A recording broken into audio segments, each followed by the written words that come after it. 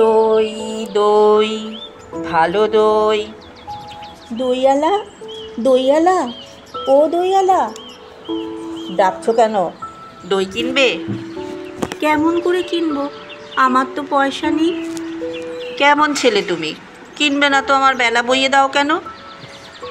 আমি যদি তোমার সঙ্গে চলে যেতে পারতুম তো যেতুম। আমার সঙ্গে?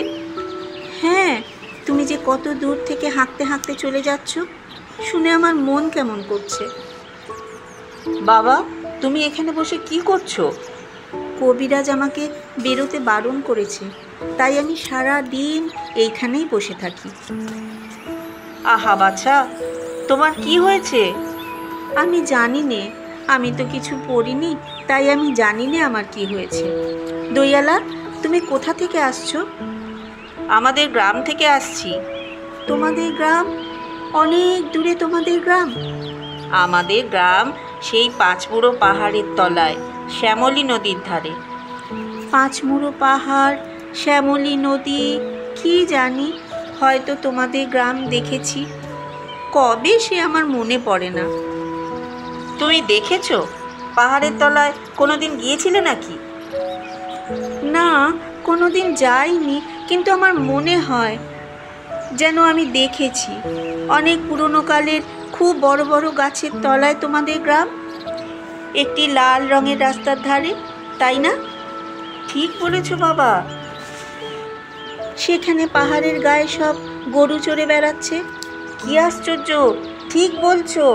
আমাদের গ্রামে গরু চড়ে বই কি, খুব চড়ে। মেয়েরা সব নদী থেকে জল তুলে মাথায় কলসি করে নিয়ে যায়, তাদের সব লাল শাড়ি পরা। বাহ বাহ, ঠিক কথা। আমাদের সব গয়লাপাড়ার মেয়েরা নদী থেকে জল তুলে নিয়ে যাই, তবে কিনা তারা সবাই যে লাল শাড়ি পরে তা নয়। কিন্তু বাবা, তুমি নিশ্চয়ই কোনো দিন সেখানে বেড়াতে গিয়েছিলে। সত্যি বলছি দইয়ালা, আমি একদিনও যাইনি। কবিরাজ যেদিন আমাকে বাইরে যেতে বলবেন, সেদিন তুমি নিয়ে যাবে তোমাদের গ্রামে। যাবো বই কি বাবা, খুব নিয়ে যাব। আমাকে তোমার মতো ওই রকম দই বেচতে শিখিয়ে দিও, ওই রকম বাঁক কাঁধে নিয়ে, ওই রকম খুব দূরের রাস্তা দিয়ে।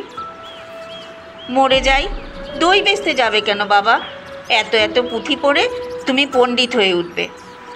না না, আমি কখনো পণ্ডিত হব না।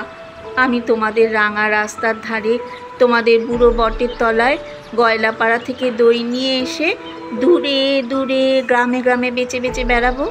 কীরকম করে তুমি বলো?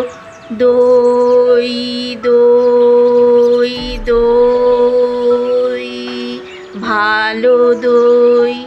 আমাকে সুরটা শিখিয়ে দাও। হায় পোড়া কপাল, এসুরো কি শেখবার সুর? না না, ও আমার শুনতে খুব ভালো লাগে।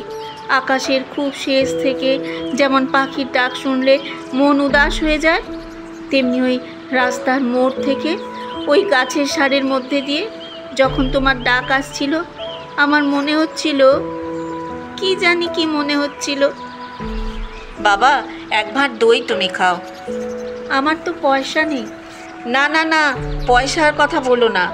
তুমি আমার দই একটু খেলে আমি কত খুশি হব। তোমার কি অনেক দেরি হয়ে গেল? কিচ্ছু দেরি হয়নি বাবা, আমার কোনো লোকসান হয়নি। দই বেচতে যে কত সুখ, সে তোমার কাছে শিখে নিলুম। দই দই, ভালো দই।